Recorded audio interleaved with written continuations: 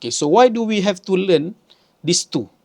Okay, kenapa kita perlu faham beza antara kedua-duanya? Sebab before kita boleh mengecilkan pecahan itu jadi pecahan yang lebih kecil-kecil, iaitu kita guna proses partial fraction decomposition tu, we have to make sure kita punya rational function itu proper terlebih dahulu. Okay, so kalau dia improper, nak jadikan dia proper macam mana pula? Kan, okay? Kita kena jadikan dia proper dulu. So kalau kita ada improper macam mana? Kita kena jadikan dia proper. Bagaimana? Iaitu dengan menggunakan long division. Okay. So ini dia punya polynomial punya definition, tapi saya tunjuk yang ringkas dululah. Kalau contohnya awak ada 5/3. Ini kan pecahan yang proper kan. So macam mana awak nak jadikan dia pecahan yang proper? Okay, awak boleh pakai kaedah long division. So 5/3. So 3 darab 1 dapat 3. Tulis 3 macam 2 pula kan. Okay, 3. So dapat 2. So dekat sini kita dapat 1, 2 dengan 3 dekat sini. Okay. Maka bila kita dah buat long division, kita boleh tulis balik 5/3 ni sama macam 1, 2/3 ataupun 1 tambah 2/3. Okay. So nampak tak sekarang ni, asalnya kita ada improper fraction. But now, lepas kita guna long division, kita dapat proper fraction. Okay. So, with the same idea, apa kita nak kena buat? Kita ada rational function tadi itu. Okay. So, P is polynomial, D is divisor. So, kalau kita ada P over D macam ni, lepas kita guna long division, so ini long division lah. LD, saya buat long division. Kita akan dapat QX, iaitu quotient, tambah remainder per divisor. Okay, ini sama je macam tadi. Ni, kalau saya tulis balik, besar-besar sikit supaya korang nampak. Korang ada 5/3. Okay, lepas korang buat long division, korang dapat 1 tambah 2/3. Okay, so yang ini tadi P kan, PX. Yang ini DX. Okay, lepas tu ni QX.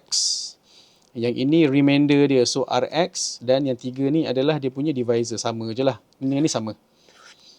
Okay, so kita nak susun dia dalam bentuk ini kepada bentuk proper ni, sebab lepas tu yang proper ni yang kita akan pecahkan dia kepada smaller fractions, iaitu partial fractions. Okay, jadi sebelum kita pergi kepada partial fraction decomposition, jom kita tengok dulu macam mana kita nak guna kaedah long division ini. Let's say kita ada x kuasa 3 tambah 3x dibahagikan dengan x square minus 2x minus 3. So as you can see here, atas ni kuasa 3. Bawah ni kuasa 2. Which means this is improper rational function. Okay. So kita akan gunakan long division dan kita akan convert dia kepada proper fraction. Okay. Sebelum kita pergi kepada partial fraction decomposition. So jom kita buat kaedah long division. So untuk kaedah long division, benda ni sama macam tadi. Saya tunjuk lagi sekali. Bila awak ada 5/3, awak akan buat macam ni kan, 5/3 kan. So yang atas ni berada dekat dalam kan. Okay, so samalah.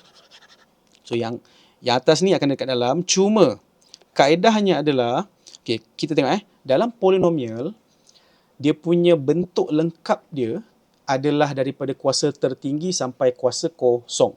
Okay, contohnya kalau kita ada x kuasa 2, kita ada x kuasa 2, x kuasa 1, x kuasa kosong. Okay. Which means, untuk x kuasa 3, kita ada kuasa 3, kuasa 2, kuasa 1, kuasa kosong. Tapi kalau kita tengok sini, dia hanya ada 2 term je. Okay. X kuasa 3 tambah 3x. So, untuk bila kita buat long division, kita kena lengkapkan bentuk tu by sama ada nak leave blank dekat tempat yang tak ada kuasa, tak ada nombor ni, ataupun tulis kosong. Okay. Macam cara saya suka tulis kosong. Contoh macam ni. Okay, x kuasa 3 tambah kosong x kuasa 2. Okay, tambah 3x tambah kosong. Okay, sekarang ni saya jadikan dia macam lengkap. Okay, kita ada x kuasa 3, x kuasa 2, x kuasa 1, x kuasa kosong. Okay, x kuasa 1 ni memang tak adalah, so kosong. Dan yang ni memang kekal lah. Kita memang ada pun x kuasa 3 dengan 3x ni. Cuma yang the rest ni kita wujudkan dia tapi kita letak kosong. Okay, kenapa? Sebab nanti kita akan buat proses penolakan kat bawah tu. Kalau kita tak buat, nanti kita susah sikit. Okay, so tak apa. Ini cara saya. Kalau pengajar awak ada cara lain, terpulanglah. Boleh guna cara diorang. Okay, so kita pun buatlah satu line. Yang ini kita bahagikan dengan X kuasa 2 tolak 2X tolak 3. Okay, so how do we perform long division dalam kes macam ni? Okay, kita tengok ni. You have X cube and then dibahagi dengan X kuasa 2. So, X kuasa 2 darab apa untuk dapat X cube?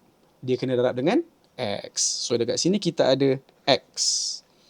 Okay, lepas tu dalam masa yang sama, bila kita dah buat X macam tu, kan, kita akan dapat X darab X kuasa 2, kita dapat X kuasa 3 dekat sini. Okay. Lepas tu X darab negatif 2X. Okay. So kita akan dapat negatif 2X kuasa 2. So kita tulis kat sini lah. Negatif 2X kuasa 2. Dan X darab negatif 3, kita dapat negatif 3X. Okay. So kita pun buat line. Dan dekat sini kita kena tolak. Okay. So tolak tu maknanya X kuasa 3 tolak itu tadi kosong. Kosong X kuasa 2, so kosong lah. Kosong tolak negatif, so dia tambah. So kosong tambah 2 dapat 2X kuasa 2. So 2X kuasa 2 dekat sini. Lepas tu 3X tolak negatif 3X. So kita ada 3X tambah 3X lah sebenarnya. So kita dapat 6X. Okay. Kosong ni kalau nak buat turun boleh. So dia jadi tambah kosong lah kat sini. Alright. So kita teruskan dengan how do you get 2X square from X square. Okay. X square ni nak kena darab berapa untuk dapat 2X square ni? Darab positif 2. So kita pun ada kat sini tambah 2. Okay. So tambah 2 maknanya kita tengok macam ni pula. Positif 2 darab X square. Kita akan dapat 2X square. Lepas tu positif 2 darab negatif 2X. So kita akan dapat negatif 4X. Okay. Dan kita ada positif 2 darab negatif 3, kita ada negatif 6. Okay, so kita pun tutup. Ni pun kena tolak lah. Okay, so kita pun ada 2 tolak 2, kosong. 6 tolak negatif 4. So maknanya 6 tambah 4. So kita akan dapat 10X dekat sini.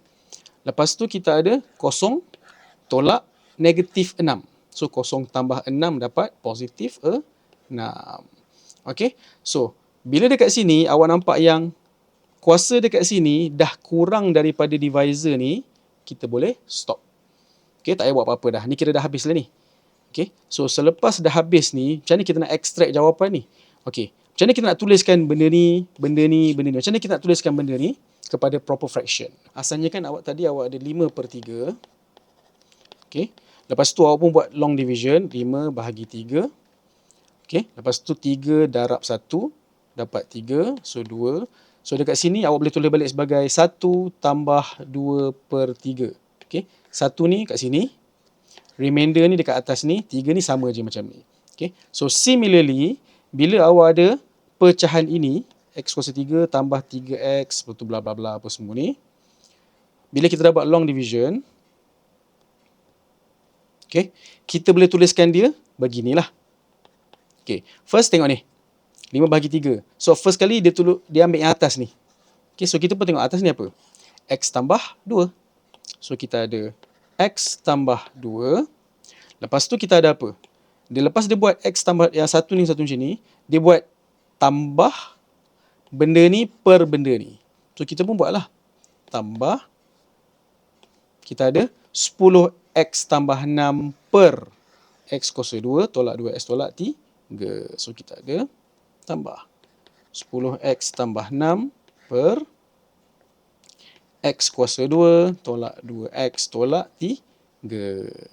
So, basically untuk kes mengconvert improper kepada proper fraction dah selesai. As you can see here, initially we have an improper rational function. Lepas kita guna long division, kita dapat pecahkan dia kepada benda ni. Dan ini kan, kalau korang tengok ni, kan dah jadi proper ni. X kuasa 1, bawah ni X kuasa 2. So ringkasnya, bila awak dapat je soalan pasal partial fraction, first check dulu, adakah dia proper atau improper. Kalau dia proper, cantik. Kalau dia improper, kena buat long division dulu untuk menjadikan dia proper. Boleh faham? Okay. Kita juga ada synthetic division, tapi saya tak sentuh dekat sini, sebab synthetic division ni dia special case, because your divisor, iaitu yang kat bawah ni, must be linear. baru kita boleh pakai synthetic division. Long division ni dia boleh pakai untuk semua kes. So saya lebih prefer long division. Untuk synthetic division ni mungkin video lain lah saya akan buat. Okay?